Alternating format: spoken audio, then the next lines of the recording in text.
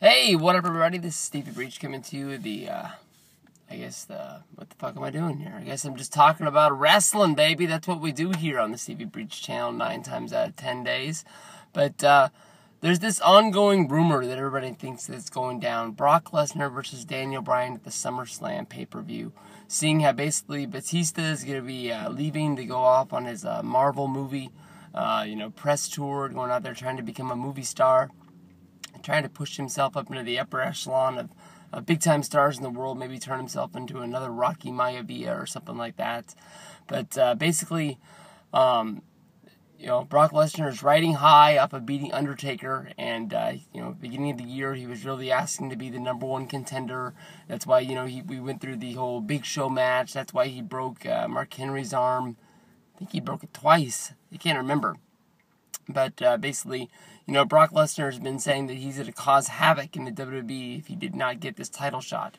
Basically, he goes into WrestleMania, he does break the streak, and, makes 1,000 wrestling fans cry in the meantime, and then he just leaves. He's not a part of the Extreme Rules pay-per-view at all. It doesn't really make a whole lot of sense, especially when you have Daniel Bryan going up against Kane, for the WWE Championship.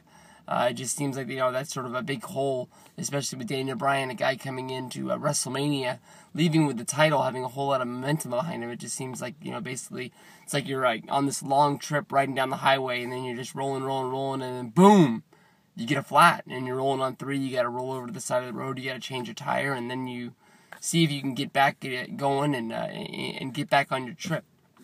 Basically, to me, it doesn't make a whole lot of sense when you're thinking about Brock Lesnar going up against the championship.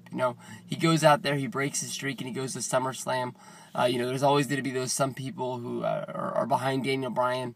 Think that Daniel Bryan's going to beat him, and there's a whole lot of people who think that basically Brock's going to, win the championship, and then he's going to be this part-timer. But basically, if you think about, Brock Lesnar's schedule since he's came back to WWE after WrestleMania 28, we've always got him at Extreme Rules, we've always got him at SummerSlam, we've always got him at WrestleMania. Those are the 3 big shows that we've been able to get him at. He did work the match against Big Show. That was at was that at the Chamber or was that at Rumble? It wasn't that big of a match, so it's hard to really remember. But basically, he's already worked his 3 shows of the year. It's just kind of weird. Maybe he's sort of guaranteed to work SummerSlam because it's the second biggest show of the year. Then, do you just have him show up at Night of Champions, have him work a pay-per-view, and lose? It doesn't make a whole lot of sense to have, him win the championship, to have this big moment, only to have the title for a month, and then lose it, with that being Brock Lesnar. Brock has sort of been this guy that has sort of been the savior. He's sort of supposed to have been, I guess he's been a big-time heel, but he's, sort of been the guy who, has sort of been shooting the WWE and the momentum of, big-time pop culture with, him being the big star that he was and crossing over from UFC after, being in the WWE for years and being the champion, of course, winning at WrestleMania 19 and being the face of the WWE, even if it was only for a short period of time. To me, to have, Brock Lesnar beat Daniel Bryan at SummerSlam and only have, a 1-month run where Bryan beats him at, say, the Night of Champions doesn't really make a whole lot of sense. Brock Lesnar is the kind of guy who's built up to sort of be like the super card fight, sort of like a UFC. They have various pay-per-views along the way, but there's always that one card that sort of steps up, even though it might be a random number. You can go back and think of the way that they built up UFC 100 as the big super card of all super cards.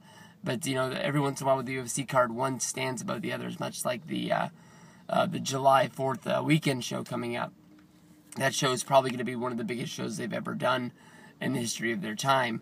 Brock Lesnar, being that kind of guy who is always sort of going to be on these WrestleManias, he's always going to be on your SummerSlam, sort of sets those pay-per-views apart of being the 2 shows that really mean the most. And of course, with WWE going in the way of the network, it sort of shows you that those shows are the shows that are going to be what pulls the people in to subscribe. Of course, a ton of people bought the WWE Network mainly just because they could get all those pay-per-views of everything. You're going to get your Money in the Banks, you're going to get the, of course, you got WrestleMania 30. Of course, you got Extreme Rules coming up.